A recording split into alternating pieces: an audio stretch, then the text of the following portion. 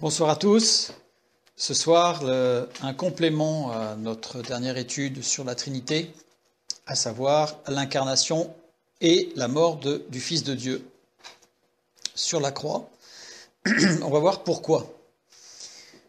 Et on va voir que c'est important parce que ça va nous ouvrir certainement une nouvelle compréhension de notre relation avec Dieu, de l'amour de Dieu pour nous, et que ça va beaucoup plus loin que... Alors, il n'y a rien de minorant en disant, mais que la simple mort de Jésus-Christ sur la croix pour le pardon des péchés. Ça va au-delà, comme on va le voir. Je vous propose donc de commencer. On va commencer par lire un texte, Jean chapitre 1, verset 1. « Au commencement était la parole, et la parole était avec Dieu, et la parole était Dieu. » Puis le verset 14. « Et la parole a été faite chair, et elle a habité parmi nous pleine de grâce et de vérité, et nous avons contemplé sa gloire, une gloire comme la gloire du Fils unique, venu du Père. » J'ai pris ces deux versets pour montrer justement qu'ils sont des textes forts sur l'incarnation, c'est-à-dire que le fait que le Fils de Dieu se soit incarné dans un homme, lui qui était la parole au commencement par lequel tout a été fait, il s'est incarné dans un homme, et même, je dirais, plus que dans un homme, puisqu'il s'est incarné dans un enfant, avec tout le processus d'embryogénèse pour arriver jusqu'à la naissance et grandir, connaître la vie humaine, connaître la nature humaine,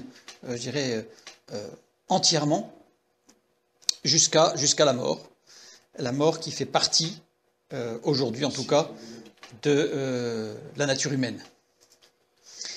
Cette parole, le logos, c'est un mot grec, logos, qui a été employé pour la première fois par Héraclite, environ 600 ans avant Jésus-Christ, et qui désigne littéralement le principe du devenir dans la mesure où il joue un rôle primordial dans le processus d'arrangement des choses dans le cosmos. C'est un mot très précis. Et dans la définition même de ce mot logos, on a toute l'œuvre de Dieu, de Colossiens chapitre 1 verset 16, qui dit « Tout est par lui, en lui et pour lui ». Donc on a vraiment cette notion dans ce mot logos, parole, de quelque chose qui va au-delà d'un mot, d'une prononciation, d'un texte, fût-il liturgique ou autre. C'est vraiment quelque chose de profond qui va beaucoup plus loin. Donc là, je vous invite, pour ceux qui s'intéressent, à reconsulter sur Internet l'enregistrement de notre étude sur l'état originel à la création, pour la création, avant la création, pour bien comprendre la puissance de ce logos. Donc ce logos, il est commun et égal dans tout le cosmos. C'est-à-dire que ce mot désigne quelque chose qui n'est pas qu'à un endroit, c'est vraiment quelque chose qui est omniprésent et qui fait que l'univers est en mouvement, continue à être en mouvement, garde un équilibre dans le mouvement, grâce par ce logos. Donc Jésus-Christ est tout cela. Et le logos gouverne l'ensemble des choses dans le monde. C'est-à-dire que non seulement il est à l'origine et il maintient, mais en plus il conduit et il dirige. Donc on a vraiment les attributs de Dieu, de la deuxième personne de Dieu, pour revenir sur la Trinité qu'on a vu la dernière fois. Et donc ce sont vraiment les attributs du Fils qui sont vraiment donnés par ce mot logos. Donc ce mot logos n'est pas choisi au hasard. Et le logos, il décide de l'arrangement des choses dans le monde et affirme leur unité. C'est-à-dire que c'est par lui, pour lui et en lui que sont toutes choses. Ce logos désigne par la suite, puisque après Héraclite, il a été repris par des philosophes, et en particulier des philosophes de l'ère chrétienne, donc après Jésus-Christ, et à ce moment-là, ils ont un peu circonscrit, limité, diminué la portée du mot logos, sachant quand même qu'il désigne la raison ou le plan divin qui coordonne l'univers en mouvement. Vous voyez quand même, donc on a vraiment l'attribut du Fils de Dieu, celui-là même qui s'est incarné dans un homme. Donc il faut voir la grandeur, la gloire du logos, du Fils de Dieu, qui s'est incarné dans un homme. Ce mot logos, 3 passages sont vraiment associés au Christ. Donc Jean 1.1 que nous venons de lire, 1 Jean 1.1 et Apocalypse 19.12. Les deux premiers, donc écrits par Jean, décrivent le commencement, l'origine, et l'Apocalypse décrit la fin. C'est-à-dire qu'en fait, on peut dire, avec le texte de l'Apocalypse, « Je suis l'alpha et l'oméga, le premier et le dernier, le commencement et la fin », c'est Jésus qui parle. Donc c'est vraiment cette deuxième personne de la Trinité, ce Fils de Dieu, cette puissance, cette gloire, cette magnificence qui a accepté de s'incarner dans un homme, dans un embryon, pour connaître toute la nature humaine. Seules les choses ayant un commencement et une fin doivent avoir une raison d'être en philosophie et d'après le logos, c'est-à-dire que tout ce qui a un commencement a une raison d'être. S'il existe, c'est qu'il y a une raison. Colossiens 1,18, il est le commencement, le premier-né d'entre les morts, afin d'être en tout le premier. Il est la raison de toute chose. On va le voir, il est le principe de toute chose. L'incarnation du Fils de Dieu a une raison d'être. C'est pas au bon vouloir de Dieu, c'est pas parce que ça s'est trouvé comme ça, c'est parce qu'il y a une raison fondamentale pour laquelle ce logos s'est incarné dans un petit enfant, comme dans un embryon. Maintenant, on va revenir sur l'historicité de Jésus. Parce qu'on parle de l'incarnation, mais régulièrement, on entend des personnes qui remettent en cause l'historicité de Jésus. Certains disent, oui, mais ce Jésus, c'est un mythe construit par les chrétiens du 1er siècle, mais a-t-il vraiment existé ? Puisque, outre les textes bibliques, qu'avons-nous pour prouver que cet homme a existé ? Et donc là, il y a beaucoup de personnes qui souhaiteraient fondamentalement voir reconnu que Jésus n'a jamais existé. Ça simplifierait les choses. Donc, nous allons parler un tout petit peu de l'historicité de Jésus. Donc, on ne va pas s'étaler, on ne va pas passer beaucoup de temps, mais je vais vous donner quelques éléments, quelques pistes qui permettent de voir que nous avons des preuves certaines de l'historicité de Jésus et de sa venue sur terre, ainsi que de son message d'ailleurs. Nous avons en premier lieu, évidemment, les textes bibliques. Jésus était connu pour avoir eu des disciples dans les textes bibliques, pour avoir été en conflit ouvert avec les autorités.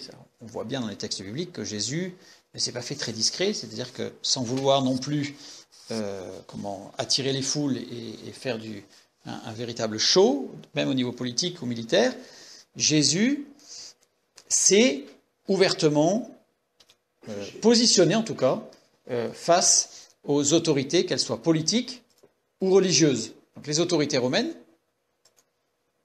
puisque par exemple par rapport à Ponce Pilate, etc., quand il a dit « je suis fils de Dieu », c'est-à-dire que par rapport à l'autorité romaine, le seul qui avait le droit en politique d'affirmer qu'il était fils de Dieu, c'était César, c'était l'empereur romain. Or Jésus, en disant « je suis fils de Dieu », se faisait l'égal de l'empereur romain. Donc il s'est positionné face à la puissance romaine de l'époque. Et face aux religieux, là, on a beaucoup d'exemples où il s'est positionné face aux pharisiens, sadducéens, etc. Du fait qu'il se soit opposé aux autorités religieuses de l'époque, on va aller chercher, dans un premier temps, puis dans un deuxième temps, nous irons chercher les traces que nous pouvons trouver chez les Romains, mais dans un premier temps, chez les ennemis de Jésus. Parce que quoi de plus facile pour les Juifs, si Jésus n'avait jamais existé, tout simplement de dire « cet homme n'a jamais existé ». C'est simple.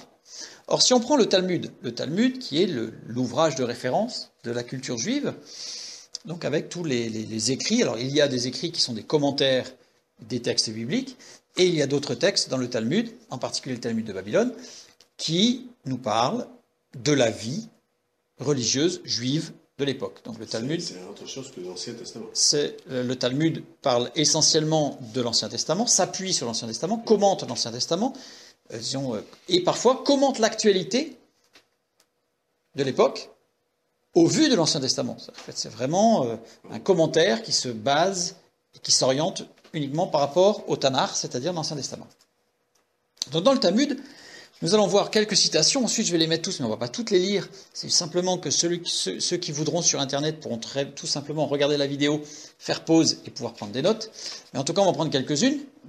Dans le Shabbat, au paragraphe 104b, nous disons « Jésus était né dans des circonstances peu communes, conduisant certains rabbins à le traiter de bâtard, fils de Panthéra. » Je vais le commenter, ce texte, parce que c'est fondamental par rapport aux Juifs aujourd'hui encore. Puisqu'ils prennent ce texte pour dire « oui, Jésus a existé », donc ça c'est une certitude, mais il n'était pas fils de Dieu, c'est écrit dans le Talmud qu'il était fils de Panthéra. Alors Panthéra, deux hypothèses principales sur l'origine de ce nom. Pourquoi fils de Panthéra ? Première, c'est que c'était une appellation courante chez les légionnaires romains. Donc de dire Pantera, ça veut dire que c'était le fils d'un Romain de passage, tout simplement, sans connaître le nom du Romain. Pourquoi? Parce que les légionnaires prenaient des surnoms, et en particulier des surnoms d'animaux féroces ou de bêtes mythiques, et en particulier Pantera, la panthère. Donc plusieurs Romains se faisaient appeler dans les légions Pantera, et là on a pas mal de textes romains qui nous le montrent. La deuxième hypothèse sur l'origine de ce mot, c'est une déformation d'un mot grec. Soit pentéros qui veut dire beau-père. Donc là, ça voudrait dire que Jésus est né dans des circonstances peu communes. Alors, ce qui est surprenant, c'est que si on prend l'hypothèse que Pantera c'est un Romain, c'était quelque chose de très commun. Donc le fait même que le Talmud dise qu'il est né dans des circonstances peu communes, disqualifie, je dirais, l'hypothèse qu'il s'agisse d'un Romain. Conduisant certains rabbins à le traiter de bâtard, fils de Pantera, fils de son beau-père. On voit que ça s'appliquerait pas mal à Jésus. Et le deuxième mot qui serait la source de ce mot dans le déformant, c'est parthénos. Parthénos qui veut dire vierge. Donc en fait, Jésus était né dans des circonstances peu communes, conduisant certains rabbins à le traiter de bâtard, fils d'une vierge, ou fils de son beau-père. Donc on voit la description par rapport à Jésus. En tout état de cause, les auteurs du Talmud voulaient faire passer Jésus pour un enfant illégitime, mais n'ont jamais été clairs dans les textes, en stipulant clairement fils d'un Romain, fils d'une femme légère, etc. Puisqu'ils ont aussi un certain souci des textes bibliques, donc il voulaient faire attention de respecter les textes de l'Ancien Testament, et donc ils n'ont jamais pu être clairs quant à une origine non divine de Jésus. En tout cas, dans le Talmud, nous avons des traces que Jésus a bien existé. Donc ça, c'en est une. Il nous est dit dans le Talmud aussi que Marie, la mère de Jésus, était fille d'Élie, ce que nous avons aussi dans le Nouveau Testament, ce qui confirme bien que la mère de Jésus était bien une jeune fille vierge, fille d'Élie, donc de la famille de David. Jésus a été crucifié la veille de la Pâque, on le sait dans le Talmud. Jésus s'est ressuscité par le nom de Jésus. Pas de Dieu, pardon, excusez-moi. Jésus est ressuscité, il y a une faute, mais c'est dans le Sanhédrin 106a, on a bien dit que Jésus est ressuscité par le nom de Jésus. De Dieu, excusez-moi. Jésus est ressuscité par le nom de Dieu. C'est impressionnant parce que même les ennemis de Jésus le reconnaissent. On y reviendra quand on va étudier la résurrection de Jésus. Jésus a prétendu être Dieu, le Fils de l'homme. Jésus est monté au ciel et a promis de revenir. Tout ça, c'est dans le Talmud. Jésus faisait des miracles. Pour les rabbins, c'était par magie, évidemment, sorcellerie. C'était pas acceptable, mais il est reconnu que Jésus faisait des miracles. Maintenant, les Romains. Donc là, il y a beaucoup d'autres textes, mais déjà avec cela, c'est suffisant. Maintenant, qu'est-ce que nous avons chez les Romains comme preuve de l'historicité de Jésus? Nous avons Pline le Jeune. Pline le Jeune, qui est né en 61 à peu près, on ne sait pas exactement, mais c'est à peu près 61, et qui est mort en 114, donc vraiment juste après les événements de ce qui s'est passé. Et donc, Pline le Jeune, qu'est-ce qu'il nous dit? Dans une lettre à l'empereur Trajan, il affirme que les chrétiens se réunissaient un jour déterminé avant l'aube et chantant un hymne à la gloire du Christ, comme si c'était un Dieu, qui reconnaît l'existence dès le début. Tacite, lui, parle du christianisme comme d'une superstition détestable. Pour un Romain, attribuer le terme de superstition était égal à l'adoration d'un Dieu qui ne l'était pas. En fait, il reconnaissait qu'il y avait eu Christ et que les chrétiens adoraient Christ.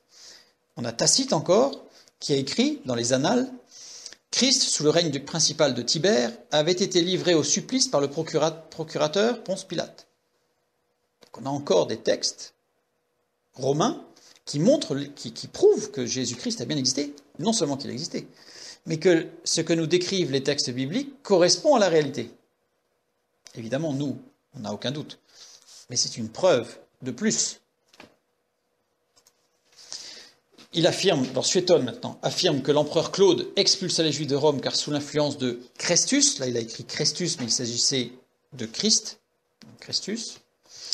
Il qualifie les chrétiens d'une coterie de gens abdonnés à une superstition nouvelle et pernicieuse. Coterie, oui, j'ai mis ce que c'était. C'est une association entre certains groupes. Donc, quelque part, c'était des groupes qui étaient d'un commun accord, ensemble.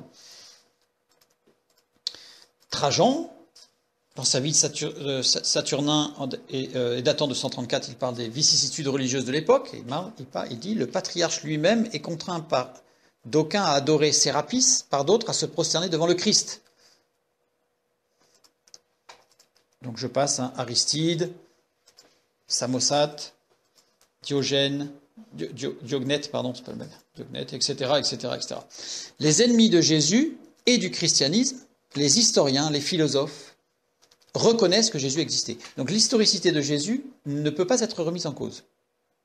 Ou alors ça voudrait dire qu'on ne peut plus se baser ni sur les écrits des historiens et philosophes des premiers siècles. À ce moment-là, on élimine tout ce que l'on sait sur l'Empire romain quasiment, puisque aujourd'hui on n'a pas beaucoup de survivants de l'Empire romain.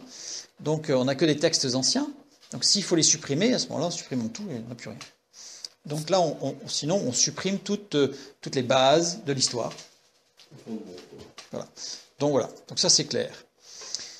Ce n'est qu'à partir du XVIIIe siècle, donc au siècle des Lumières, la Révolution française, etc., qu'on a imaginé que Jésus-Christ serait un mythe inventé. C'est-à-dire que dans tous les textes d'avant le XVIIIe siècle, c'est venu à l'idée à personne, à aucun moment, de dire que Jésus, de faire du négationnisme, on pourrait dire, sur Jésus, en disant que Jésus n'a jamais existé. Donc on voit que c'est très récent, cette idée que Jésus serait un mythe inventé, soit pour créer un personnage qui collerait aux prophéties, soit qui reprendrait les mythes anciens. Donc, on le voit souvent, encore aujourd'hui, de dire que oui, mais Jésus, en fait, c'est tout simplement une compilation de mythes anciens, tels que Mithra, etc., des textes très anciens, et qui ont été un petit peu remis ensemble par une poignée de personnes qu'on appelle les disciples, pour arriver à quelque chose d'à peu près cohérent, et qui permettrait de justifier que les prophéties de l'Ancien Testament se sont réalisées. Pas du tout, puisqu'on a comme on l'a vu, des textes historiques qui montrent que Jésus-Christ a bien existé, que son message biblique est réel et vrai, et que ce qui lui est arrivé est vrai. Bien. Donc maintenant, on sait que Jésus existait. Il y a donc eu incarnation. Parce que de dire que Jésus n'a pas existé, c'est supprimer l'incarnation. D'où l'intérêt de vouloir absolument dire que Jésus n'a pas existé. Donc nous maintenant, nous savons que Jésus a existé, et donc il y a eu incarnation. Pour comprendre l'incarnation de Christ, du Fils de Dieu, il faut comprendre la Trinité. Donc on va revenir un tout petit peu sur ce qu'on a vu la dernière fois, pour juste remettre quelques petites choses en mémoire. Nous avons vu que la Trinité, c'est un seul être, qu'on appelait en grec ousia, Dieu unique, qui se manifeste suivant trois personnes qu'on appelle les hypostases, du grec hypostasis. On a le Père, le Fils et le Saint-Esprit. L'incarnation, c'est la deuxième personne de la Trinité qui est devenue homme. C'est-à-dire que c'est le Fils de Dieu, le Fils, qui est devenu homme. Le Fils. Dans Jean 1,14, nous l'avons lu tout à l'heure, et la parole a été faite chair. A été faite chair, a été faite ginomai. Ginomai qui veut dire revenir au passé. Et la parole, alors il y a une idée de revenir dans le passé, et il y a une idée d'arriver, donc d'arriver à quelque chose. Et ce ginomai est conjugué à l'aoriste second. L'aoriste, c'est quoi? L'aoriste, c'est un temps particulier qui insiste sur une action ponctuelle. Le concept du verbe ne fait pas référence au passé, au présent, au futur. Donc il est atemporel, en fait. Donc c'est quelque chose, la parole a été faite chair, c'est une action ponctuelle, mais qui n'est pas circonscrite dans le temps. Et l'aoriste second, construit sur la base du futur second, en grec, qui signifie que c'est quelque chose qui a un impact sur le futur. Donc c'est une action ponctuelle et précise, cette incarnation, et pour cause, parce qu'il est arrivé dans le temps, et qui a un impact certain sur le futur. D'où cette conjugaison très particulière de l'aoriste second. En fait, si on prend ce que cela signifie littéralement, c'est « il y a dans le passé », pardon, il y a une faute, un acte similaire réalisé, il s'est passé quelque chose de similaire à ce qui s'est passé là, avec l'idée de devenir, parce que ginomai veut dire devenir, donc il y a l'idée du futur qui est renforcée. Cette action similaire qui s'est déroulée dans le passé se réalise dans son aspect prophétique, aujourd'hui, dont la portée demeurera dans le futur. Donc c'est vraiment, c'est pas juste, Jésus n'est pas juste venu rempli de sagesse, grand philosophe, amener une philosophie, une philosophie de vie. C'est quelqu'un qui il y a eu l'incarnation. C'est la réalisation de quelque chose d'ancien qui s'est déjà produit au niveau prophétique et qui c'est la prophétie qui se réalise, avec en plus une portée dans le futur. Et nous lisons dans 1 Corinthiens chapitre 15, c'est pourquoi il est écrit, le premier homme, Adam, devint une âme vivante, le dernier Adam est devenu un esprit vivifiant. Le premier Adam, c'est ce qui s'est passé dans le passé, c'est ce qui s'est réalisé dans le passé, la première fois, le premier Adam. Le dernier Adam, c'est ce qui se réalise dans l'aspect prophétique en Jésus-Christ, dans l'incarnation. Ça, c'est le dernier Adam. Et il est devenu un esprit vivifiant, c'est la portée vers le futur, c'est l'esprit de vie, puisqu'il nous a donné la vie. On va regarder ça d'un peu plus près, bien sûr. Esprit vivifiant, le terme zoopoieo, qui signifie littéralement donner la vie. C'est un esprit qui donne la vie. Qui donne la vie. Qu'est-ce que nous lisons par rapport au premier homme dans Genèse chapitre 2 verset 21? Nous lisons « Alors l'Éternel Dieu fit tomber un profond sommeil sur l'homme, qui s'endormit, il prit une de ses côtes et referma la chair à sa place. » Un profond sommeil, tardéma. Tardéma en hébreu, c'est quelque chose qui désigne une mort clinique, c'est-à-dire que c'est très très fort. C'est pas juste un profond sommeil parce qu'il y avait du chloroforme. C'est vraiment, ou une anesthésie générale, c'est vraiment quelque chose où littéralement on est dans un, c'est pour ça que j'ai mis entre guillemets, parce que ce serait un langage moderne, mais on est dans une mort clinique. C'est-à-dire qu'on est dans quelque chose d'extrêmement violent et qui n'est pas naturel. Donc c'est-à-dire que Adam a connu, on va dire, une quasi-mort. Et il prit une de ses côtes pour en faire quoi? Pour en faire Ève. Or Ève, pourquoi Ève? Car elle fut la mère de tous les vivants. Genèse 3:20.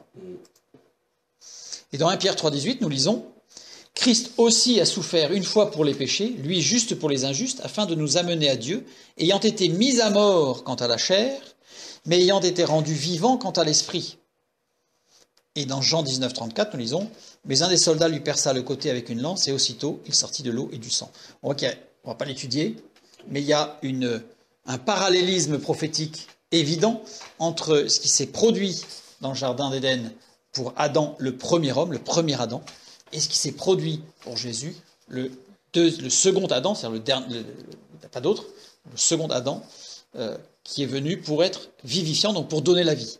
Adam, c'est Ève, qui est la mère de tous les vivants, et ensuite Jésus, lui, de son côté, est sorti de l'eau et du sang, non pas de l'eau seulement, mais de l'eau et du sang.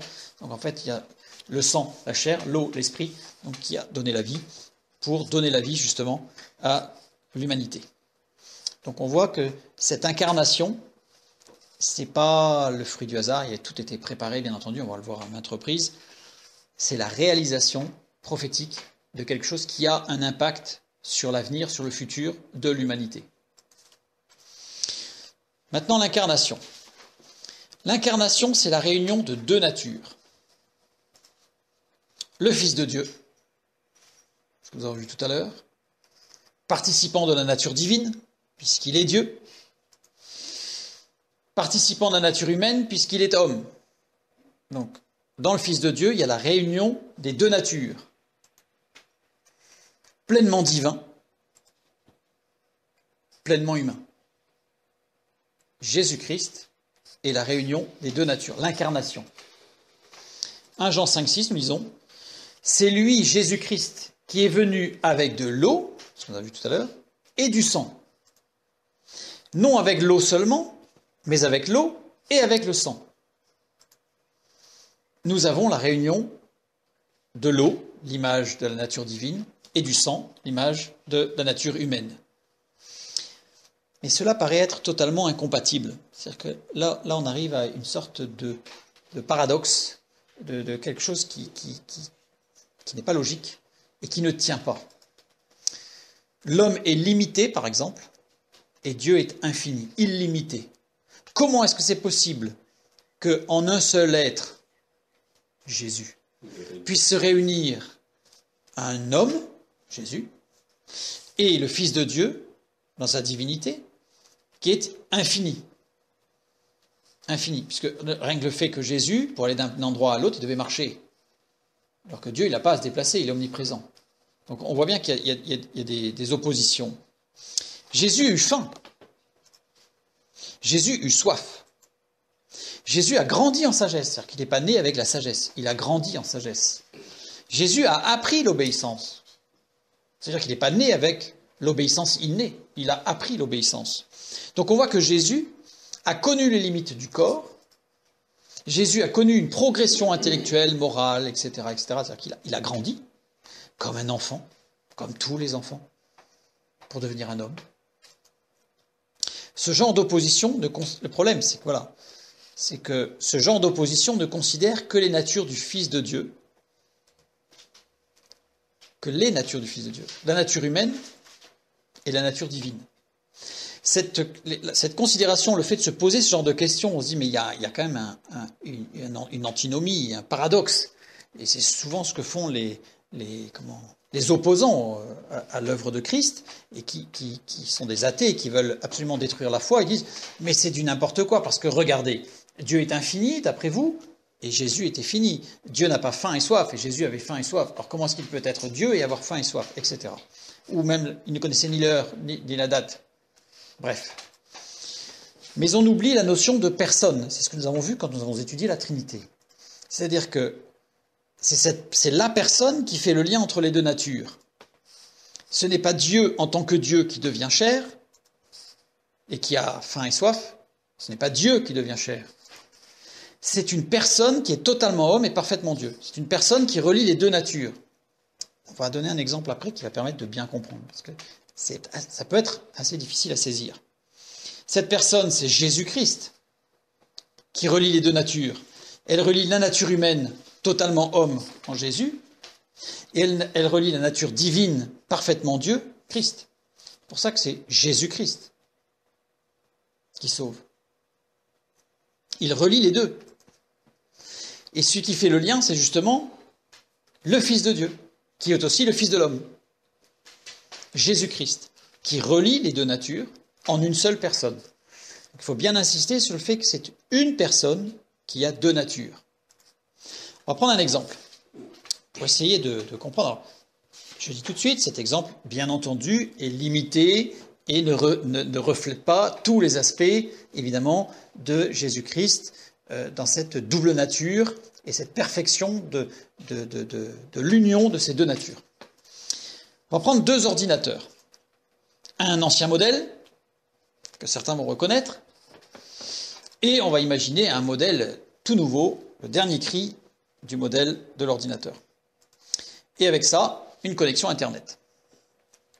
Connexion Internet pour regarder un film en streaming. Donc les deux ordinateurs vont se connecter sur le même film pour le regarder en streaming. Ce film est un film très haute définition, qui est le top de la technologie au niveau de la vidéo, du son, hi-fi, etc. Bref, c'est le film, c'est au top. Celui qui va regarder ce film en streaming avec l'ancien modèle aura une qualité qui sera limitée. Par la carte graphique de l'ordinateur, qui va être limitée dans son absorption des informations graphiques. La carte son, qui risque elle aussi d'être très limitée, donc le son peut-être va être très déformé, va être de mauvaise qualité. Il y a la connexion Internet aussi qui va jouer. On va imaginer que sur l'ancien modèle, on a une connexion analogique, et sur le modèle tout récent, on a une connexion en fibre optique. Donc on a vraiment deux choses différentes. Et de l'autre côté, on a une qualité haute définition au niveau de la vidéo, et on a un son SDDS sur 8 canaux. Le SDDS, pour ceux qui ne connaissent pas, c'est le summum de la qualité du son que l'on trouve que dans les salles de cinéma quasiment, puisque ça coûte une fortune, mais c'est pour ça qu'on peut avoir 8 canaux, bref, on a un son extraordinaire, on est dedans. C'est le même film. C'est le même film que les deux regardent. C'est exactement le même film, qui est au top de la qualité. Et pourtant, on a deux expressions différentes du même film au même moment. C'est-à-dire qu'il y en a un sur son vieil ordinateur qui va se dire le film, il est de qualité plutôt moyenne. Il y a plein d'effets que je vois pas, il y a des effets surround avec le son que j'ai pas, etc. Et celui qui le regarde en haute définition, il a tout. C'est une image pour montrer que une seule personne peut réunir deux natures. Et ce n'est pas parce qu'il y a une expression dans la nature humaine, il y a une expression de cette personne qui va être limitée, que l'autre nature, celle, la divine, elle n'est pas entière non plus. C'est simplement une question d'expression de ces deux natures dans une seule personne. Donc là, on a, pour l'image, on a un seul film qui est de très haute définition, qui s'exprime sur deux supports différents, un qui va être, on va dire, parfait, et l'autre qui est très limité. Bien sûr que je le répète, cette image vaut ce qu'elle vaut, dans le sens où elle n'est pas le reflet total de la double nature de Christ. Donc Jésus-Christ manifeste la perfection divine en tant que Dieu, Christ. Christ ne connaît pas la faim. Christ ne connaît pas la soif. Christ est rempli de sagesse. Christ est entièrement soumis à Dieu. Et il manifeste les limites humaines en tant qu'homme, Jésus-Christ. Jésus a connu la faim. Jésus a connu la soif. Jésus a dû grandir en sagesse. Jésus a dû apprendre l'obéissance, etc., etc. Bien entendu, on ne s'arrête pas qu'à ces aspects-là. En tant qu'homme, Jésus a connu la naissance. Il a fallu qu'il naisse. Il est né de sa mère. En tant qu'homme, Jésus a connu la mort. Pour information, on a l'habitude d'opposer la mort à la vie, alors que si on regarde bien bibliquement, la mort s'oppose à la naissance. La mort ne s'oppose pas à la vie. Alors, c'est très dommage, parce qu'on n'a qu'un seul mot pour décrire la mort spirituelle et la mort physique. Mais la mort physique ne s'oppose pas à la vie. La mort physique s'oppose à la naissance. On a la naissance, on a la mort. On est une sorte de deux bornes de l'existence humaine. On a un commencement, on a un fin de l'existence, je parle pas de la vie. La vie est éternelle dans l'esprit. Mais on a un commencement éternel, on a un commencement aussi dans la vie dans l'esprit, hein, attention. Nous ne sommes pas depuis toute éternité. Nous commençons à exister à partir du moment où la cellule biologique vivante existe, de l'être humain. Donc, et ensuite, on a la mort qui s'oppose à la naissance. En tout cas, Jésus-Christ, en tant qu'homme, a connu un début, une fin d'existence. Il a connu la naissance, il a connu la mort. Et la mort de la croix. Mais le Christ préexistait en forme de Dieu. On le sait dans Philippiens 2,6. Mais dans son ministère terrestre, comment est-ce qu'il pouvait manifester, comment est-ce qu'il pouvait réunir les deux? Donc on a vu l'image de l'ordinateur pour dire qu'il y a les deux natures en une seule personne, mais comment est-ce que c'est possible? En tant que Dieu, il devrait être éternel, puisqu'il est quand même de la nature divine.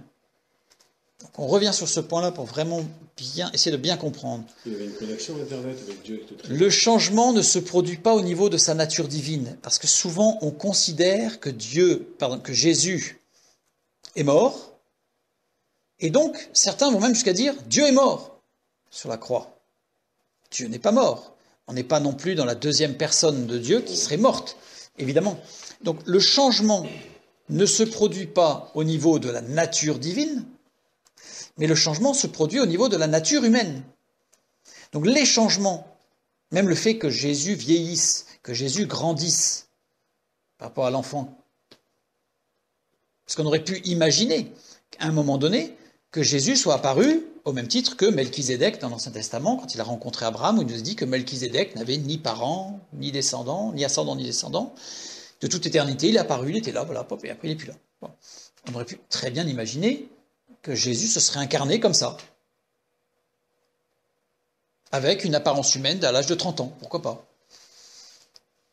C'est très important que Jésus ait connu la naissance et la mort, c'est-à-dire la pleine condition humaine, puisque la naissance qui est en elle-même une souffrance, il l'a connue, et il a connu la souffrance de la mort et ô combien. Et ô combien. Donc, il faut bien prendre en considération que les changements ne se situent pas au niveau de la nature divine, mais de la nature humaine, dans la même personne, Jésus-Christ. C'est bien pour ça que j'aime à faire attention à ne pas dissocier, quand je parle, de Jésus et Christ. Sauf quand, si je parle de la préexistence du Fils de Dieu, je parlerai de Christ.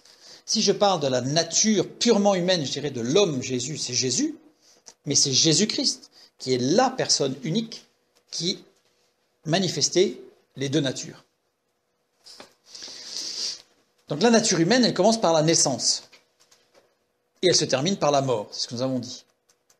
La mort qui ne s'oppose pas à la vie, mais qui est l'autre borne, l'autre limite de la naissance. Mais alors, pourquoi l'incarnation ? Pourquoi l'incarnation ?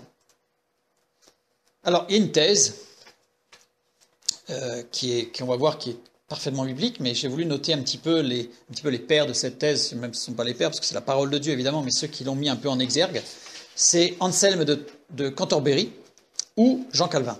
Alors, Anselme de Cantorbéry, c'est plutôt, c'est la référence pour les catholiques, et Jean Calvin pour les protestants.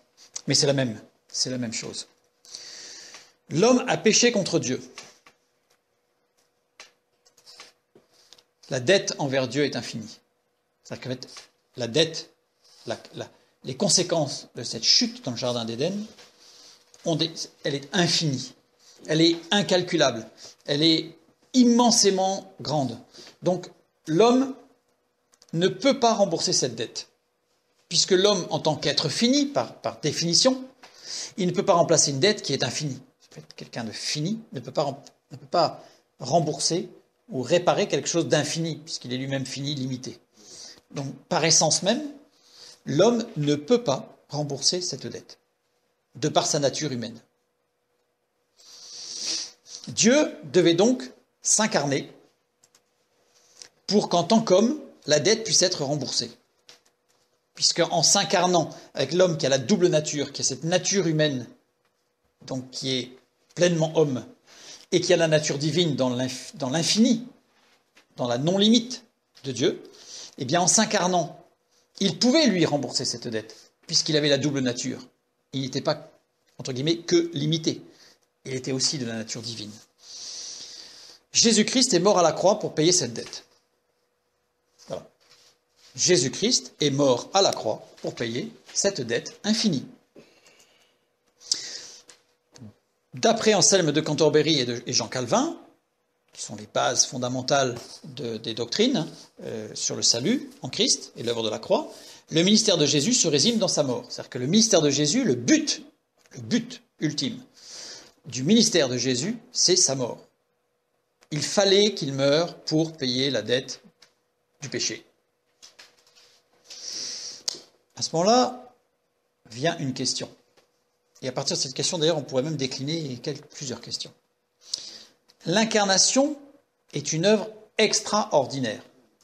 Et je vais même jusqu'à dire que c'est la plus grande des œuvres divines. Il faut imaginer Dieu qui est infini, comme on l'a vu dans l'introduction par rapport au Logos, le Fils de Dieu, qui est ce Logos, qui fait que le cosmos entier dépend de lui, trouve son origine en lui, trouve son équilibre en lui, c'est lui. Et il s'incarne dans une cellule vivante, qui elle-même va devenir un enfant, puis se développer en homme. C'est une œuvre extraordinaire.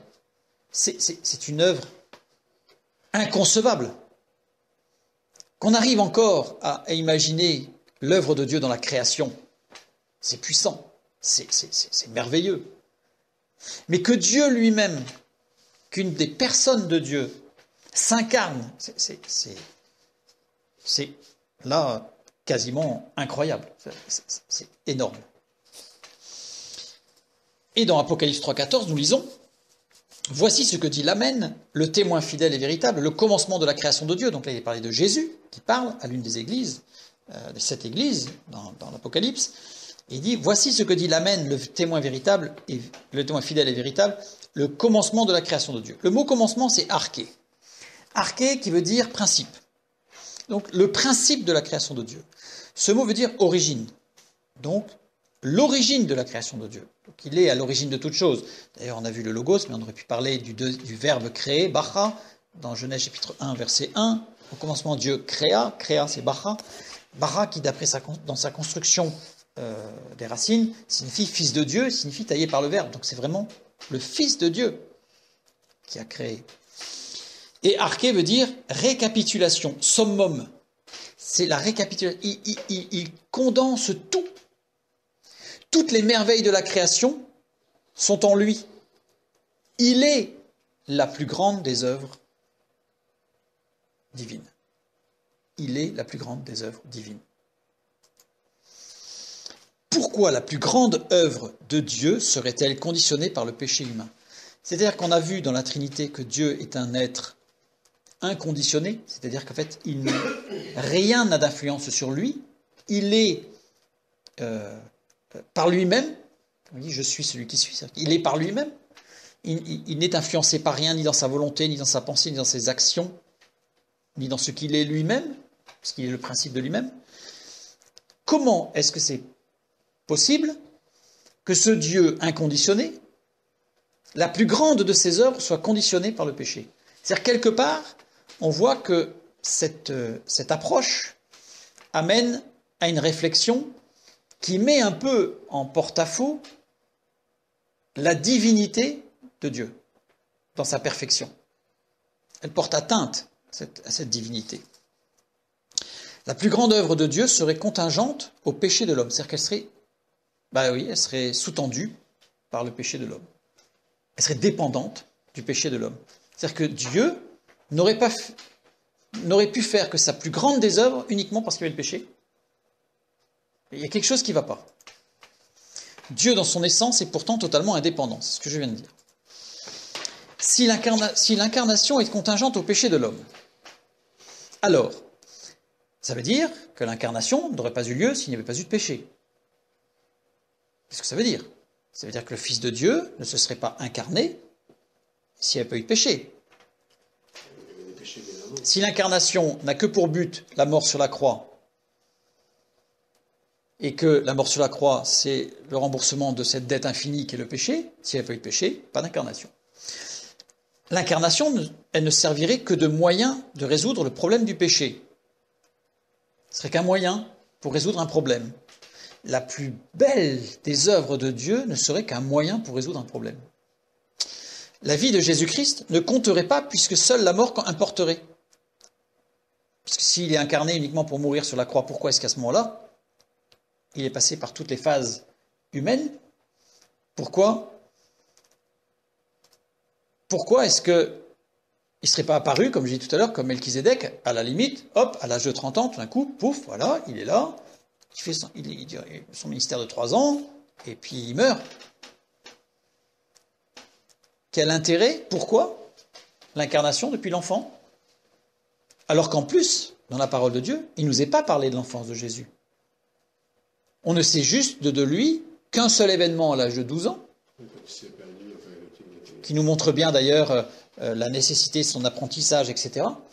C'est pour ça que c'est très important. Et ensuite, on fait un saut dans le temps et il a 30 ans. Qu'est-ce qui s'est passé entre les deux? On ne sait pas. Quand est-ce qu'on peut considérer qu'il a pris conscience qu'il était lui-même Jésus? Quand est-ce qu'il a pris conscience? Depuis toujours, puisqu'il y avait les doubles natures. Donc il n'a pas appris à un moment donné conscience. Il est. Même enfant, il savait qu'il avait une mission à accomplir. Mais il a appris, dans sa nature humaine, il a appris l'obéissance, il a appris la sagesse, il a appris à gérer son corps, il a eu faim, il a eu soif, il avait froid, il avait chaud, etc. Donc la vie de Jésus-Christ ne comporterait pas.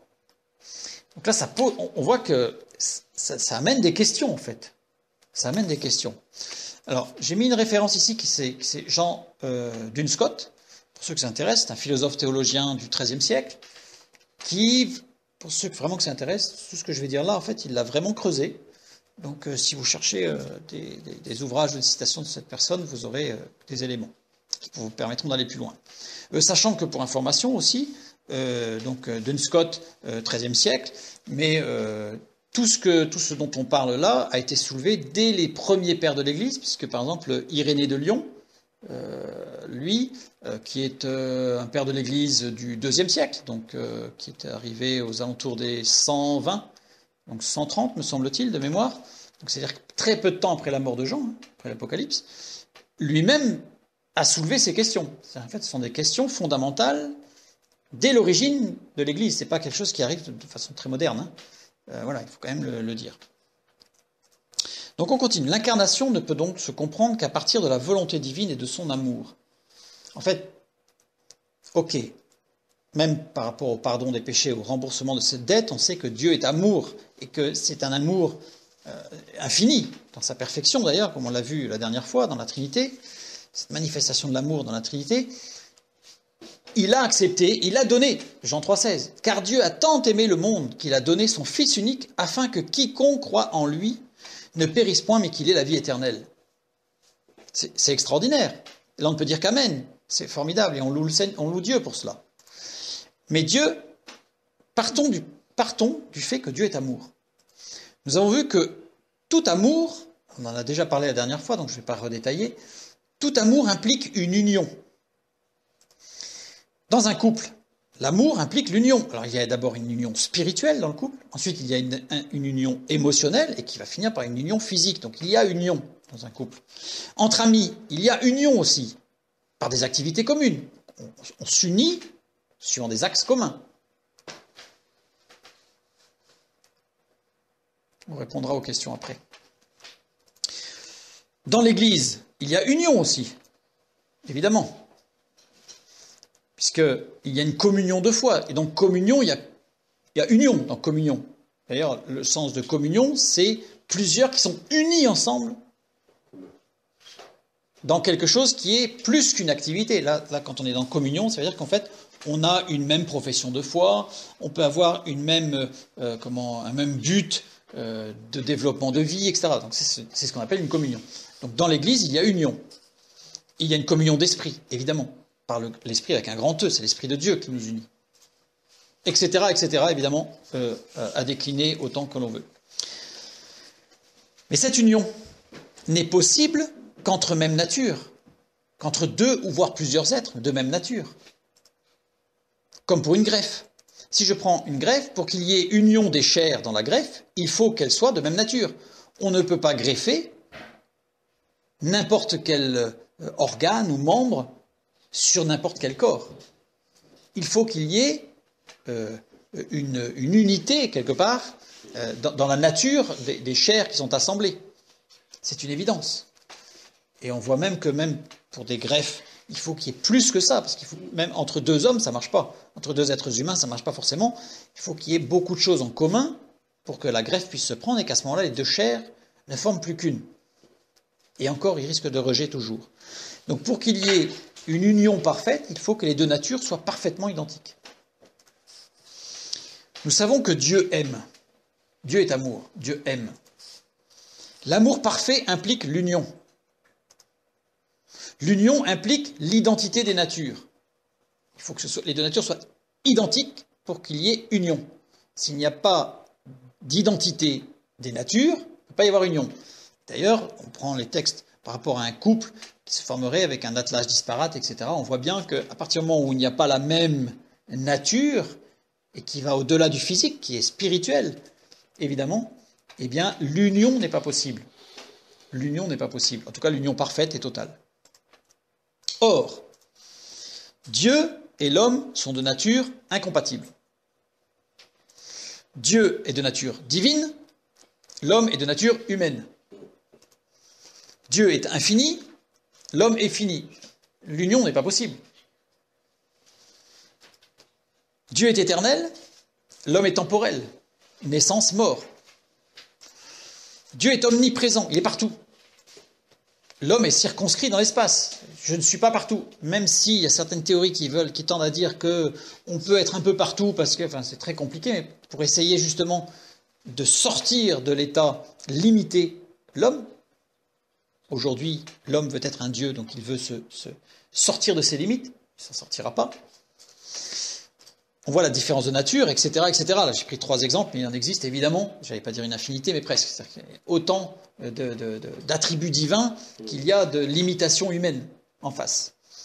Donc l'union entre les deux n'est pas possible. Il faut qu'une personne divine s'incarne pour justement faire union des deux natures. Et c'est là le Fils de Dieu. L'incarnation n'a pas pour but premier,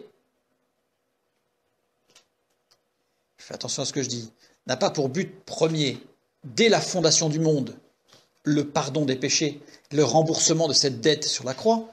Mais le but premier, je ne dis pas que c'est le seul, mais le but premier de l'incarnation, je ne parle pas de la mort, je parle de l'incarnation, c'est l'union avec Dieu. L'incarnation du Fils de Dieu a rendu possible l'union entre Dieu et l'homme.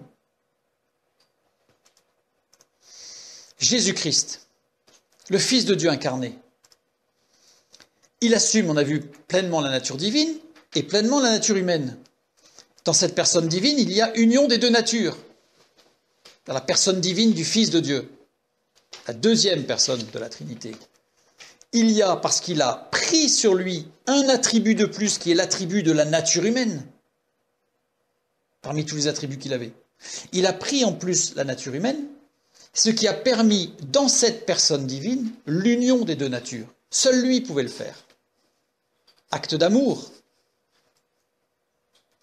Nous lisons dans Jean 13, 31. Avant la fête de Pâques, Jésus, sachant que son heure était venue, donc là on parle bien de Jésus, son heure était venue de passer de ce monde au Père, c'est le Christ qui va parler là, ayant aimé les siens qui étaient dans le monde, mis le comble à son amour pour eux. Jésus-Christ aimait l'homme. C'est pas que Dieu, d'une façon lointaine, Jésus, deuxième personne, était de la nature divine de l'amour. Et il aimait l'homme. Et il mit le comble à son amour pour eux parce qu'il savait qu'il allait accomplir, qu'il allait mourir. Christ aime les hommes. Alors il peut s'unir aux autres hommes parce qu'il est parfaitement, il est pleinement humain, il est pleinement divin. Il relie ces deux natures. Il est pleinement amour. Alors il peut s'unir aux hommes. Et alors il va pouvoir dire dans Jean 17, « Ce n'est pas pour eux seulement que je prie, mais encore pour ceux qui croiront en moi par leur parole, afin que tous soient un, comme toi, Père, tu es en moi, et comme je suis en toi, afin qu'eux aussi soient un en nous, pour que le monde croie que tu m'as envoyé. » Le but de l'incarnation, c'est que nous soyons un avec Dieu. Sans l'incarnation, il est impossible qu'il y ait union avec Dieu. Il est le trait d'union, Jésus-Christ. Christ, uni à Dieu dans sa nature divine, il est Dieu, il est uni à Dieu puisqu'il est Dieu. Jésus est uni aux hommes puisqu'il est humain, pleinement humain. Et dans Philippiens chapitre 2, 8, nous lisons, « Et ayant paru comme un simple homme, il s'est humilié lui-même, se rendant obéissant jusqu'à la mort, même jusqu'à la mort de la croix, en tant que simple homme, dans sa nature humaine. » Et c'est en la mort, je reviens en arrière, c'est dans cette mort que Jésus est mort. Jésus, l'homme, est mort sur la croix. C'est pas le Christ qui est mort. Il est Dieu, il est éternel. Mais c'est Jésus, la nature humaine qui est morte. Et la nature, ce Jésus, il s'est effacé. Il est mort. Et ensuite, Jean chapitre 20, nous lisons quoi? Jésus lui dit, « Ne me touche pas, car je ne suis pas encore monté vers mon Père. Mais va trouver mes frères et dis-leur que je monte vers mon Père et votre Père, vers mon Dieu et votre Dieu. » Ça y est, le trait d'union est fait. Pourquoi? Parce que Christ est retourné au Père. Et à ce moment-là, il y a pleinement cette possibilité d'union avec Dieu dans l'œuvre de Jésus-Christ et dans la résurrection, puisqu'il fallait qu'il ressuscite, mais ça, on verra ça la semaine prochaine par rapport à la résurrection, pour ne pas prendre trop de temps. Donc, cette nature humaine a connu la mort sur la croix. Et Christ est retourné au Père. Le Logos est resté Logos. Et il est retourné au Père. Et à ce moment-là, l'union était devenue possible. Ce trait d'union, c'est ça l'œuvre merveilleuse de Dieu. L'œuvre merveilleuse de Dieu, la plus grande des œuvres de Dieu, c'est de donner, c'est de créer ce trait d'union qui nous permet de nous unir avec Dieu. Par et en Jésus-Christ, nous sommes un avec Dieu. Et là, nous pouvons comprendre pleinement, 1 Corinthiens 12, vous êtes le corps de Christ et vous êtes ses membres, chacun pour sa part. Vous êtes le corps de Christ. Christ, c'est le Fils de Dieu. Christ, c'est Dieu. Le corps Il est uni par l'Esprit. On voit l'apôtre Paul, combien de fois il parle du corps comme étant quelque chose d'uni. Chaque membre fait partie du corps et c'est une unité, le corps. Nous sommes le corps de Christ. Nous sommes unis par et dans l'Esprit, par et dans l'amour. Parce que dans le corps, il y a un équilibre de respect entre les membres du corps. Et là, nous comprenons Jean 13, 35. À ceux-ci, tous connaîtront que vous êtes mes disciples si vous avez de l'amour les uns pour les autres. Mais c'est parce que cet amour, c'est la nature divine en nous, en Christ, en Jésus-Christ, par Jésus-Christ. Et le Christ, justement, il est retourné au Père. Et là, nous lisons Jean 14. Jésus lui dit, « Je suis le chemin, la vérité et la vie. Nul ne vient au Père que par moi. » Il n'y a que lui qui est le trait d'union entre le Dieu et l'homme. Il n'y a que lui. Et donc, il est le chemin. Il est le chemin. Il a ouvert le chemin vers Dieu. Il peut dire, je suis la porte. Si quelqu'un entre par moi, il sera sauvé. Il entrera et il sortira et il trouvera des pâturages. C'est toute cette dynamique où Jésus-Christ a rendu possible l'union avec Dieu. Et c'est ça, l'incarnation, l'œuvre de l'incarnation. Et nous devenons participants de la nature divine. Comme nous lisons dans 2 Pierre 1, 3 et 4, là on va lire les versets 3 et 4, mais je vous inviterai chez vous à lire jusqu'au verset 11. Comme sa divine puissance nous a donné tout ce qui contribue à la vie et à la piété, au moyen de la connaissance de celui qui nous a appelés par sa propre gloire et par sa vertu, lesquels nous assurent de sa part les plus grandes et les plus précieuses promesses, afin que par elles vous deveniez participants de la nature divine. Le seul moyen d'être participant de la nature divine, c'est d'être unis par et en Jésus-Christ à Dieu, et là on reçoit cette nature divine. On est participant de la nature divine parce qu'on est unis à Dieu en Jésus-Christ. Et c'est ça, la plus grande et la plus belle des œuvres de Dieu, c'est l'incarnation pour que nous puissions être unis à Dieu. Ainsi, l'incarnation dépasse le simple cadre du péché de l'homme. Alors, on va l'expliciter.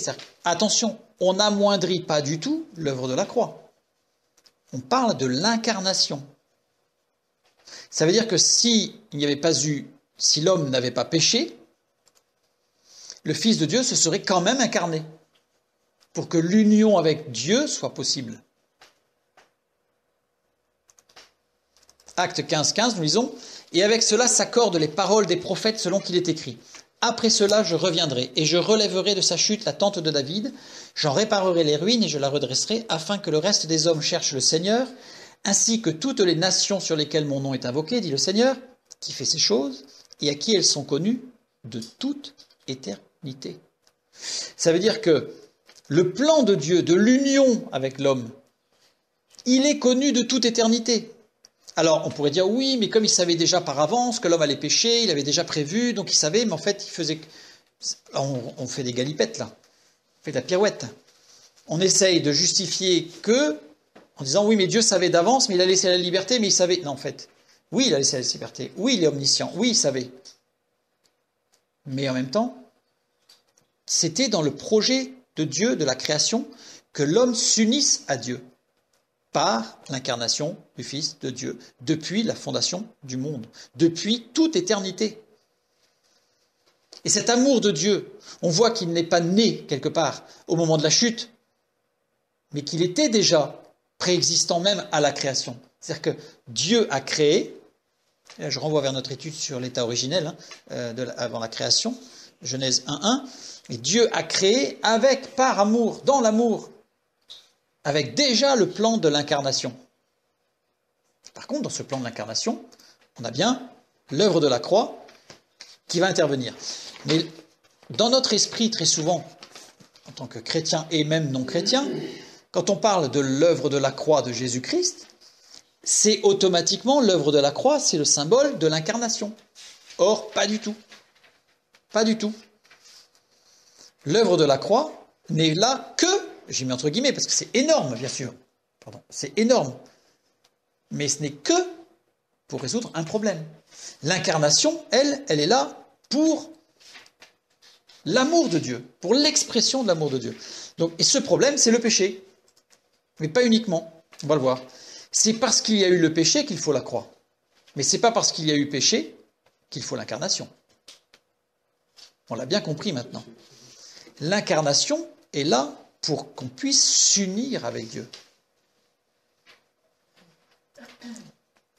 Et dans Matthieu 20, nous lisons, « C'est ainsi que le Fils de l'homme est venu, non pour être servi, mais pour servir et pour donner sa vie comme la rançon de plusieurs. » Pour servir de trait d'union. Pour servir de porte d'accès à l'union du Père. Et, c'est-à-dire en plus, et aussi, mais en plus. Donc, il est venu pour servir de trait d'union, il est venu pour que nous puissions nous unir à Dieu. Et en plus, il est mort, il a donné sa vie en plus pour payer la rançon. Mais l'objectif de l'incarnation, ce n'est pas la croix. L'objectif de l'incarnation, c'est l'union avec Dieu. Que nous ne formions qu'un comme Christ faisait un avec le Père. Que nous ne formions qu'un avec Dieu. Et donc, il a donné sa vie, cette fois-ci. Là, oui, l'œuvre de la croix, là, elle n'est pas là dans l'image, dans le symbole de l'incarnation, mais elle est là pour payer la dette, cette dette infinie, parce qu'il n'y avait que l'incarnation qui pouvait payer cette dette. Donc, il est venu, en plus, payer cette dette. Voilà, circonscrit. Donc le problème qui est circonscrit du péché, et il vient débloquer un certain nombre de problèmes. Et le premier problème, c'est le péché, avec ses implications, comme on l'a vu quand on a étudié ce qui s'est passé à la chute dans le Jardin d'Éden.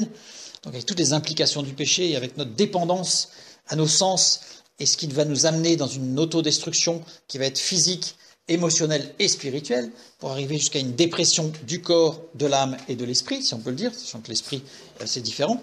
Mais il a amené aussi, il vient débloquer le problème de la mort, parce qu'au départ, la mort n'était pas prévue. Enfin, elle n'était pas prévue. Donc, il y avait l'arbre de vie. Mais à cause du péché, il y a eu une perte d'accès à cet arbre de vie, qui était Christ d'ailleurs. Et la présence de spiritualité adverse. C'est-à-dire qu'en fait, il est venu débloquer un problème, le péché, un autre problème, la mort, et un autre problème, la spiritualité adverse qu'on va appeler Satan. Parce que face à Satan, comment pouvions-nous faire? Donc la mort est venue résoudre un problème en plus. Mais l'incarnation, elle, n'est pas venue résoudre un problème. L'incarnation, elle est venue ouvrir l'accès à l'union avec Dieu le Père, avec Dieu. Regardons d'un peu plus près la mort de Jésus. Il faut bien comprendre ce qui s'est passé, parce que souvent on prend un passage, mon Dieu, pourquoi m'as-tu abandonné? Et alors là, ça part dans tous les sens. Je vais donner juste 2 hérésies qui sont en ce moment pas mal en vogue dans les églises et qui font beaucoup de mal aux chrétiens et dans leur vie spirituelle. Certains avancent que Jésus, pour expier nos péchés, devait mourir spirituellement, sa mort physique n'étant pas suffisante. Donc ils expliquent en fait que Jésus est mort, mais que le Christ est mort aussi. Ils essayent d'expliquer, parce que c'est pas très simple. Donc là, j'ai mis un texte qui explique un petit peu le pourquoi du comment ils font pour expliquer ça, avec une citation d'un livre et puis avec son auteur. Ceux qui s'intéressent sur Internet, il suffira de regarder, de faire pause, et vous aurez tout le texte. Cette hérésie est prêchée par la plupart des responsables de ce qu'on appelle du mouvement de la foi, donc en particulier Kenneth Hagin, mais on a vu qu'il y a Kenyon aussi, bref, il y en a plusieurs, et donc enseigne que c'est par la mort physique de Christ qui ôte le péché, mais il fallait que Jésus, Christ, meure spirituellement, et il fallait qu'il aille en enfer. Donc ça c'est encore un truc, donc je ne vais pas tout développer parce que ce serait long, mais ce sont des hérésies, ce sont des gens qui, de toute évidence, n'ont pas compris ce qu'était, l'incarnation, et je ne suis pas certain qu'ils aient compris ce qu'était vraiment l'œuvre de la croix. Mais en tout cas, l'incarnation n'a pas été comprise, puisque si elle avait été comprise, ce genre d'hérésie n'aurait jamais pu voir le jour.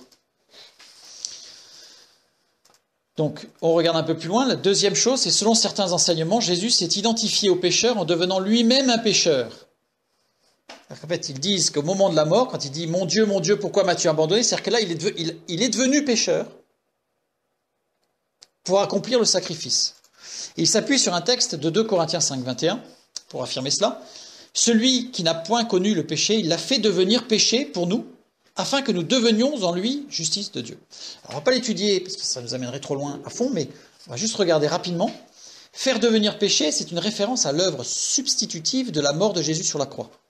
et qui renvoie à l'Ancien Testament, bien entendu, dans le Lévitique chapitre 4, où les animaux pour le sacrifice expiatoire, choisis pour le sacrifice d'expiation du péché, devaient être sans défaut, parfaits. Et dans d'autres versets du même chapitre, la personne présentant cette offrande, cette sainte offrande devant Dieu, imposait les mains sur l'animal pour symboliser le transfert de son péché et de sa culpabilité. Ça fait symboliquement, il s'identifiait quelque part en disant « c'est moi qui aurais dû mourir ». Évidemment, c'est prophétique par rapport à l'œuvre de Jésus-Christ sur la croix. Et tous ceux qui touchaient ou mangeaient cette offrande pour le péché étaient aussi sanctifiés, parce que l'animal devenait saint du fait même de cette offrande expiatoire. Donc, ça veut dire que ça ne colle pas du tout avec cette interprétation de dire que Jésus est devenu pécheur, puisque les animaux devaient être sans défaut. Donc ça aurait été une abomination devant l'Éternel, devant Dieu, évidemment. Si on comprend bien ce qui s'est passé dans l'incarnation, c'est-à-dire que Jésus-Christ, qui avait la nature divine, et Jésus-Christ qui avait cette nature humaine, donc Jésus qui était la personne dans laquelle se manifestaient deux natures différentes, à ce moment-là, on comprend, c'est ce que nous avons lu tout à l'heure, c'est-à-dire qu'en fait, Jésus, l'homme, est mort pour laisser l'accès à Dieu, et Christ est monté au Père pour que nous puissions avoir pleinement cette union avec Dieu, en Jésus-Christ, par l'œuvre de Jésus-Christ. Et donc, par en Jésus-Christ, nous sommes un avec Dieu. Voilà, c'est ce que nous avons vu tout à l'heure. Il est venu pour servir, et il est venu pour donner sa vie en rançon, mais c'est en plus, pour le pardon des péchés. Oups. Maintenant, ce texte de Jésus qui s'écrit sur la croix, « Eli, Eli, lama sabachthani », c'est-à-dire « Mon Dieu, pourquoi m'as-tu abandonné ?» Matthieu 27, 46. Quand on lit dans Marc chapitre 15, on lit quelque chose qui ressemble de très près, et qui est un peu différent. Jésus s'écria d'une voix forte, « Eloi, Eloi, lama sabachthani », ce qui signifie « Mon Dieu, pourquoi m'as-tu abandonné ?» On a deux textes qui nous rapportent les propos de Jésus avec de légères différences. Et les deux textes, par contre, nous disent la même chose dans le verset qui suit, à savoir que quelques-uns de ceux qui étaient là, l'ayant entendu dire, il appelle Élie. Donc ce témoignage-là est très intéressant puisqu'il permet de comprendre pourquoi il y a une différence dans les deux textes. Le premier, donc, nous avons ici, si je prends le texte grec, je lis non pas Eli, Eli, lama sabachthani, mais je lis Eloi, Eloi, lema sabachthani. Petite différence. Mon Dieu, pourquoi m'as-tu abandonné ? Le texte grec, dans les plus vieux manuscrits que nous ayons, qui se trouvent être le Codex de Basae et les versions donc Stéphanus du Nouveau Testament du XVIe siècle, ainsi qu'un texte du Nouveau Testament en anglais, mais du XIXe siècle, fin XIXe siècle, le texte de Matthieu fait apparaître Eli, Eli, lema sabachthani, et non pas Eloi, Eloi. Donc le Eloi, Eloi, de nos textes modernes en grec, je dirais, ne correspond pas aux anciennes versions. Alors ce qui est assez curieux, c'est que par contre les traductions françaises ont gardé Eli, Eli, c'est-à-dire la traduction des textes anciens. Donc voilà, je voulais juste souligner ce fait-là. Ces paroles que Jésus a prononcées sont des reprises, des paroles qui avaient été données prophétiquement par David dans le psaume 22 au verset 2, où il est dit « Mon Dieu, pourquoi m'as-tu abandonné ?» Donc on retrouve exactement la même phrase, sachant qu'en hébreu, donc de droite à gauche, si nous lisons en hébreu, nous avons « Eli, Eli, lama azavtani ». Donc là, nous avons bien le « Eli, Eli » des premiers textes anciens par rapport à Matthieu. Donc nous avons bien le texte de Matthieu. Mais cette écriture hébraïque, avec ces trois lettres, Aleph, Lamed, Yod, est très particulière. Puisque elle, les deux lettres, Aleph, Lamed, elle, désigne Dieu, Dieu un, l'unique Dieu. Nous savons que dans le texte biblique, nous rencontrons à maintes reprises Elohim. Elohim qui est un pluriel et qui désigne Dieu. Nous avons ensuite Elohim qui est le pluriel de Eloah, lui-même le pluriel de El, cette unité justement. Dieu un, Dieu unique. Donc El, c'est un, c'est l'unique, un. Eloa, c'est le pluriel de El, donc. Donc ça veut dire qu'il y en a au moins deux. Et Elohim, c'est le pluriel d'un pluriel, donc il y en a au moins trois. Évidemment, on va retrouver la Trinité. D'accord ? Sachant que Eloa est employé dans l'Ancien Testament pour désigner les faux dieux. Donc il n'y a pas de confusion entre El, le Dieu unique, et Elohim, le Dieu qui a trois, Dieu trinitaire, parce que Eloa désigne faux dieux. C'est important de voir cette nuance pour la suite. Ici, nous avons en hébreu Eli. Donc nous n'avons pas El, nous n'avons pas Eloa, nous n'avons pas Elohim, nous avons Eli.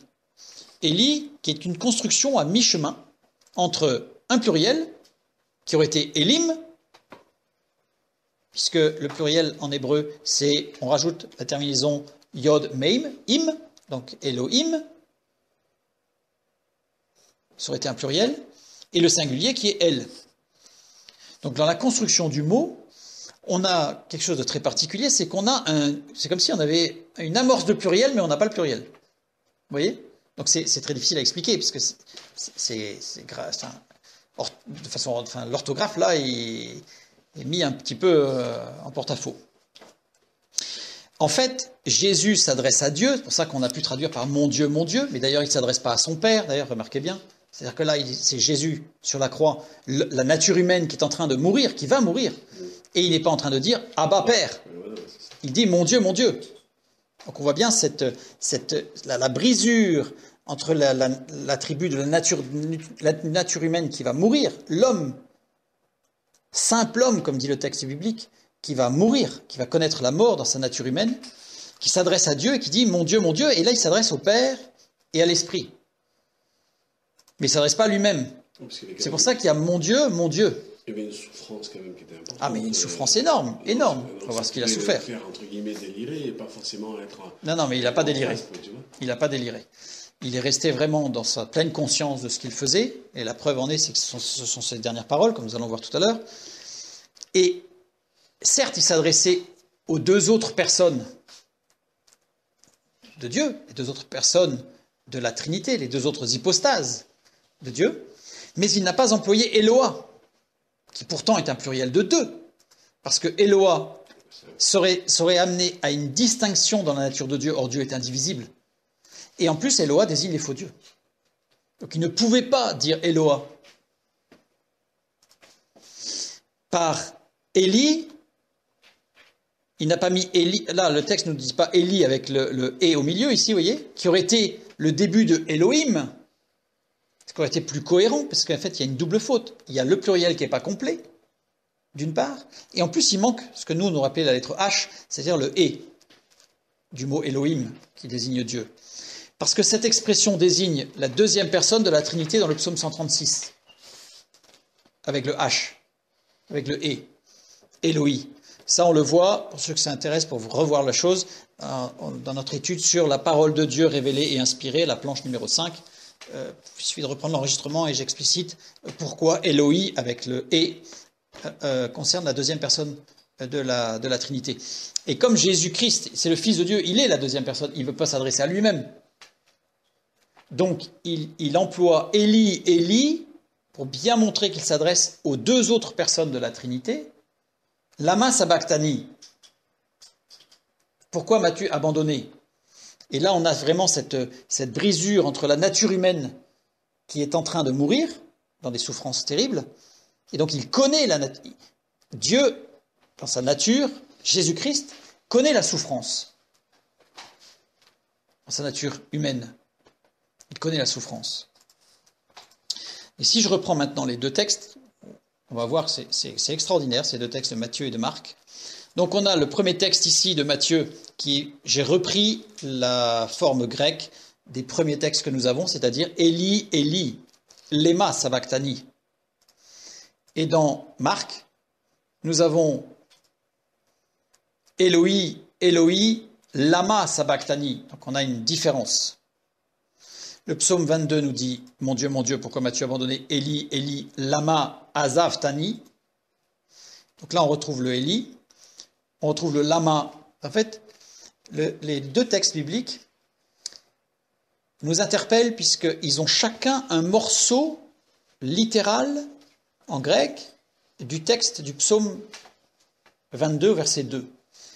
Matthieu a le début, Marc a la suite. Vous voyez ? Élie, Élie, Matthieu, Lama, Marc. C'est pour nous montrer en fait qu'il n'y a pas d'erreur évidemment, mais qu'il y a une complémentarité dans le message. Et pour le trouver, ce message, c'est assez simple. On va prendre le lama, l'éma d'un côté et le lama de l'autre, qui sont en fait lamed, meim, e, c'est-à-dire 3 lettres qui forment la racine de lama ou de léma. Ce ne sont que les voyelles qui sont ajoutées, sachant que dans le texte biblique de l'Ancien Testament, les voyelles ont été ajoutées au XVe siècle par les scribes, parce qu'il n'y avait pas de voyelles. Donc la révélation de Dieu, c'est une suite de consonnes, et les scribes, les sacrificateurs, enfin les religieux, apprenaient le texte biblique par cœur, le cantilaient d'ailleurs, pour le maîtriser, pour s'en souvenir, et ils se le transmettaient. Donc les voyelles n'étaient pas écrites, elles ont été inscrites bien après. Donc si je prends le texte littéral du Tanakh de l'Ancien Testament, en hébreu biblique, on a 3 lettres, lamed, meim, e, pour décrire le lama ou le léma. Lama, avec les 2 a, on va dire, signifie pourquoi. Pourquoi ? Et léma veut dire ensemble, unis, ensemble. Cause, vouloir, en haut, monter. Donc léma a un sens très très large, mais qui a toujours un lien avec le fait de monter. Là on comprend ce lien évidemment par les autres textes bibliques, mais le fait de monter au Père, d'être unis au Père. En réalité, les deux évangiles nous parlent de ce qui se passe à ce moment-là. Et si je prends la construction de la racine de ces 3 lettres, donc le noyau lamed meim qui signifie mouvement vers l'universalisation. C'est une racine que l'on retrouve dans tous les termes qui désigne un mouvement vers un élargissement à l'universalisation, c'est-à-dire à tous. Quelque chose qui va et qui s'offre à tous. Et la dernière lettre, c'est la vie. C'est-à-dire que dans cette expression léma ou lama, au niveau de sa racine en hébreu, ça désigne une action qui donne la vie à tous. Donc c'est là que je dis que Jésus-Christ sur la croix savait exactement ce qu'il faisait. Il n'était pas dans un délire. Il savait exactement jusqu'où il allait. En fait, Matthieu insiste sur la séparation de la nature humaine. Marc insiste sur le retour de Christ à Dieu. C'est-à-dire qu'en fait, on a ces 2 messages qui se fondent, qui sont unis dans leur sens profond, puisqu'en fait, il n'y a qu'un seul mot, qu'une seule racine qui amène un seul, il n'y a qu'un seul être, Jésus-Christ, qui a 2 natures. Et bien là, on a ce qui se passe à ce moment-là, c'est cette séparation de la nature humaine, cette mort de la nature humaine, la mort de Jésus, on va dire, et cet esprit vivifiant de Christ qui monte au Père. Et donc c'est ce qui se passe à ce moment-là. Lama, lama, sabachthani, ou Eli, Eli, lama sabachthani, ou Eli, Eli, lema sabachthani. C'est à la 9e heure que Jésus a dit « Mon Dieu, pourquoi m'as-tu abandonné ?» C'est à la 9e heure que Jésus rendit l'Esprit. Jésus-Christ, uni à Dieu, uni aux hommes, a accepté de mourir. Il est monté au Père pour que nous puissions être unis avec Dieu. Et à ce moment-là, il a pu dire, dans son dernier souffle, « Tout est accompli ». Il a pu dire « Tout est accompli ». Le trait d'union est fait et la dette est payée. Le trait d'union est fait et en plus, la dette est payée. Que Dieu vous bénisse et à bientôt.